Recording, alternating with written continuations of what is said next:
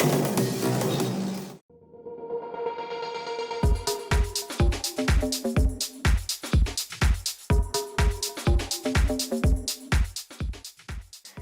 everyone, welcome to the Lang Focus channel, and my name is Paul. Today I'm going to talk about the Turkish language. Now, right off the bat, the first thing I want to say is that there is a Turkish language.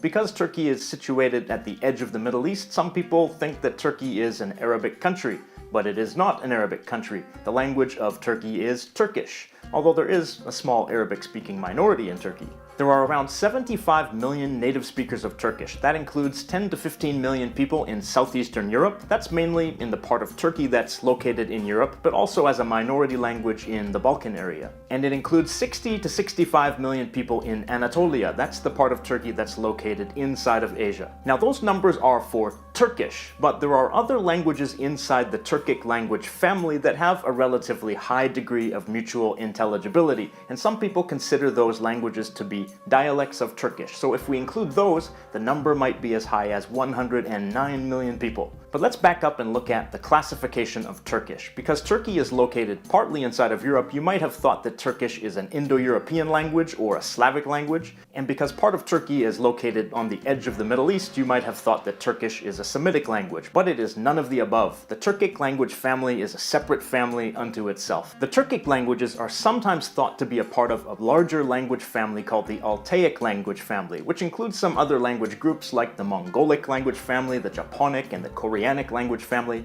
amongst others.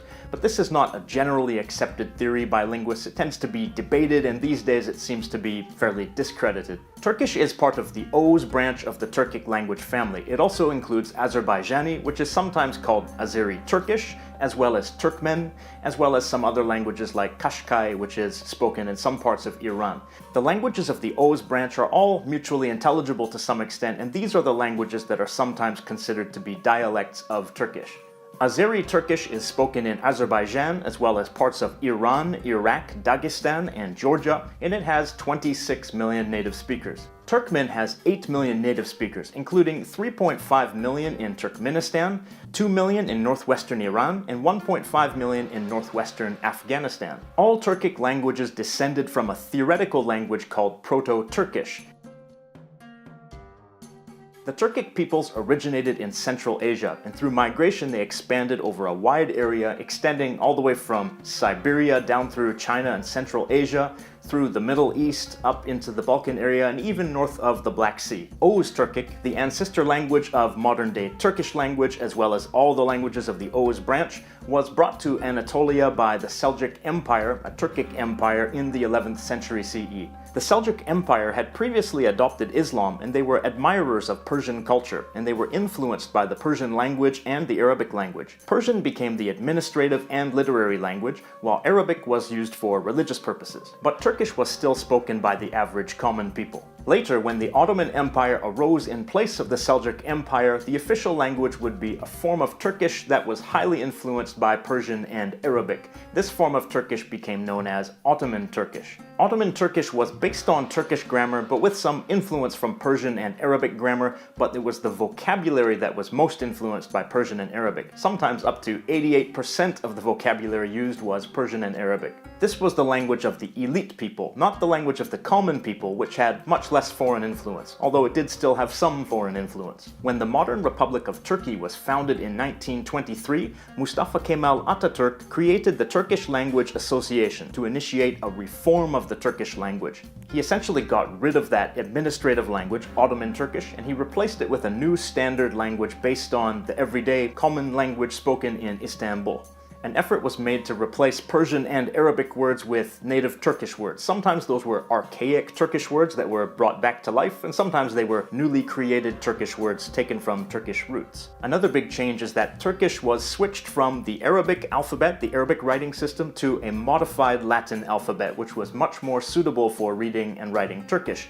Arabic has only 3 short vowels and 3 long vowels, while the Turkish language has 8 vowels, so that created a lot of confusion in reading reading and writing in Turkish, and the literacy rates had always been very low. But after switching to the Latin alphabet, the literacy rates skyrocketed. But the common people haven't always accepted the suggestions by the Turkish Language Association, so some of those foreign loanwords in Turkish still exist alongside native Turkish words. So sometimes there are two words for the same thing, one Turkish and one Persian or Arabic, and they might have the same meaning, but just they're used in a slightly different way or have a slightly different sense to the meaning. Before I mentioned the Azeri language as well as the Turkmen language, which are sometimes considered dialects of Turkish, but they are actually more similar to the Turkish that was spoken before Ataturk's reform of the Turkish language. That is to say that they use more Persian and Arabic loanwords than the modern-day standard Turkish of Turkey uses. And also Azerbaijan and Turkmenistan were under the control of the USSR for a long time, so there are also some Russian loanwords. And from what I understand, there are a lot of funny misunderstandings between the different varieties of Turkish. Azerbaijani or Azeri Turkish was always referred to as Turkish until the Soviet Union controlled Azerbaijan, and they changed the name of that language as a way of trying to create